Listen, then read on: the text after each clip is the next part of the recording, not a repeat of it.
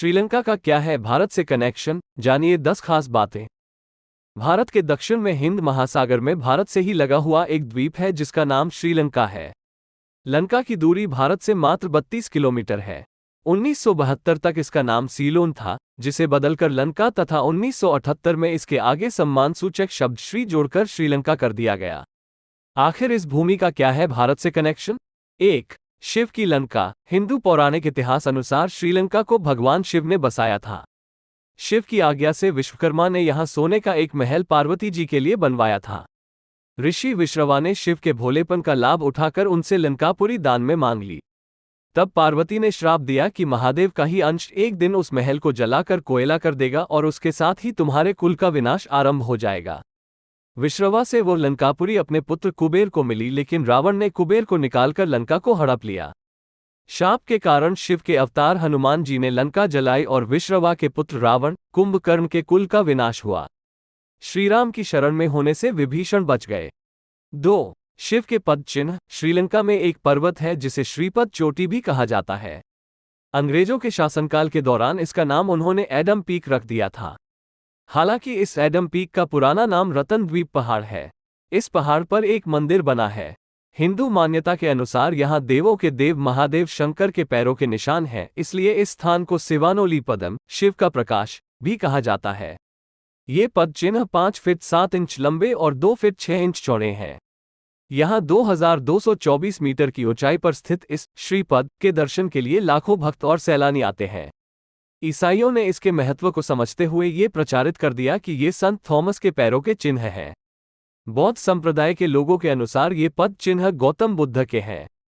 मुस्लिम संप्रदाय के लोगों के अनुसार पद चिन्ह हजरत आदम के हैं। इस पहाड़ के बारे में कहा जाता है कि यह पहाड़ ही वो पहाड़ है जो द्रोणागिरी का एक टुकड़ा था और जिसे उठाकर हनुमान जी ले गए थे। श्रीलंका के दक्षिणी तट गाले में एक बहुत रोमांचित करने वाले इस पहाड़ को श्रीलंकाई लोग रहुमाशाला कांडा कहते हैं।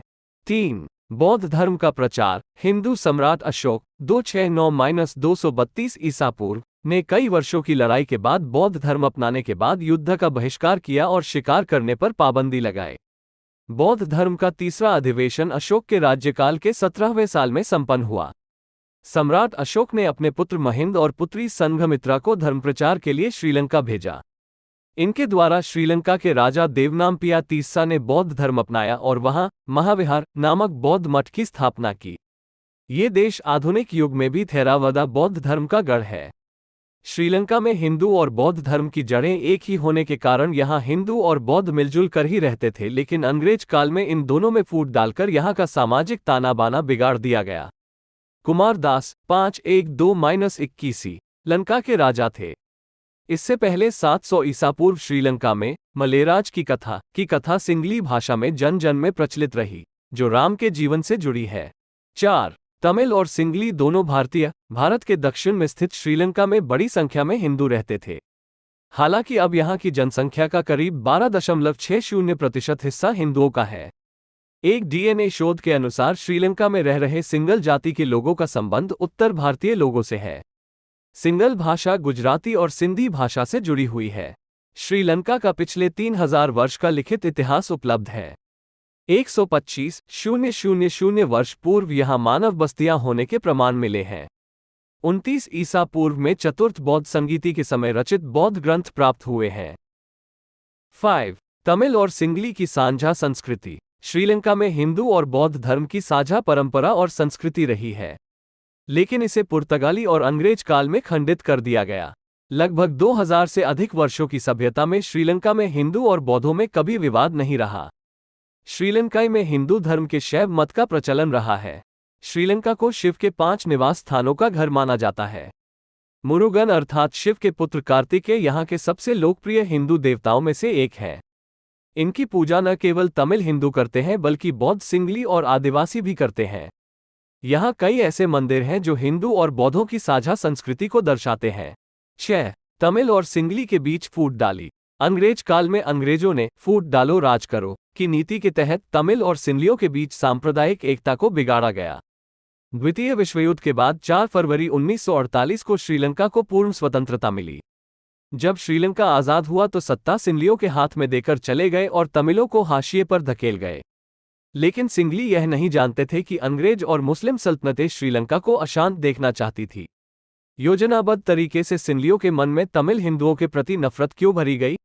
7. मुस्लिम और ईसाई। श्रीलंका पर पहले पुर्तगालियों, फिर डच लोगों ने अधिकार कर शासन किया। 1800 ईस्वी के प्रारंभ में अंग्रेजों ने इस पर आधिपत्य जमाना शुरू किया और 1818 में इसे अपने पूर्ण अधिकार में ले लिया। अंग्रेज काल में यहाँ जहाँ मिशनरियों को फलने फूलने का मौका मिला, वहीं भारत, बांग्लादेश, म्यांमार, मालदीव आदि जगहों से यहाँ पर तमिल क्षेत्र में मुसलमानों की बसाहट शुरू हो गई और धीरे धीरे मस्जिदें, मदरसों की संख्या बढ़ती गई। आज तमिल क्षेत्र में हालात खराब हो चुके हैं। 8. तमिलों का विद्रोह। बहुत काल तक खुद को अगल थलग किए जाने के कारण तमिलों में असंतोष फैलने लगा। मई 1976 में प्रभारण ने लिबरेशन टाइगर्स तमिल ईलम लिट्टे का गठन किया गया और तमिलों के लिए अलग राष्ट्र की मांग की जाने लगी। हजारों निर्दोष सिंहलियों, उच्च पदों पर आसीन श्रीलंकाई नेताओं और भारतीय प्रधानमंत्री राजीव गांधी की हत्या का दोषी है लिट्टे।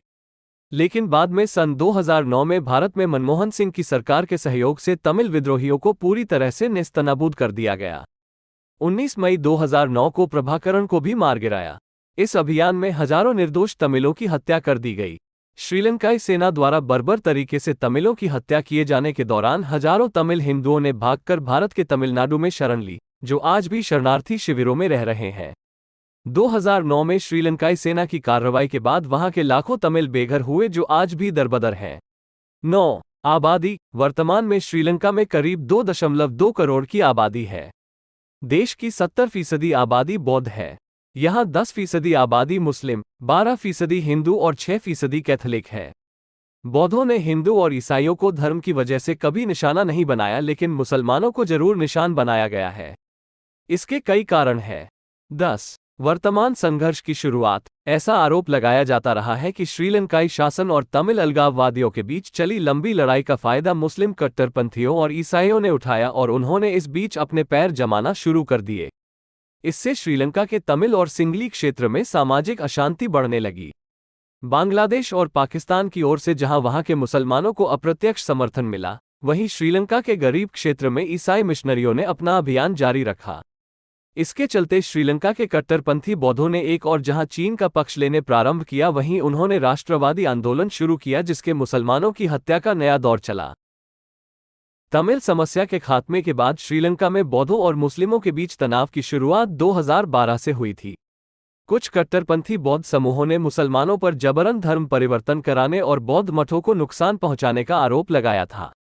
श्रीलंका में मुस्लिम केवल मुस्लिम नहीं है, वहां तमिल बोलने वाले मुस्लिम भी हैं और तमिलों का सिंहलियों से विवाद जगजाहिर है। इसके अलावा रोहिंग्या मुसलमानों की श्रीलंका में मौजूदगी भी विवादों की वजह है। श्रीलंका में मुसलमानों का मुस्लिम परंपरा के तहत मांसाहार या पालतू पशुओं को मारना बौद्ध समुदाय के लिए एक विवाद का मुद्दा रहा है। वर्तमान में इस्लामिक कट्टरपंथी नेशनल तौहीद जमात भी तनाव की एक वजह बन गया है। हालांकि वर्तमान के आर्थिक हालातों के चलते श्रीलंका की कट्टरपंथी सरकार को जनता ने खारिज कर दिया है और वहां पर राजनीतिक अस्थिरता फैल गई है।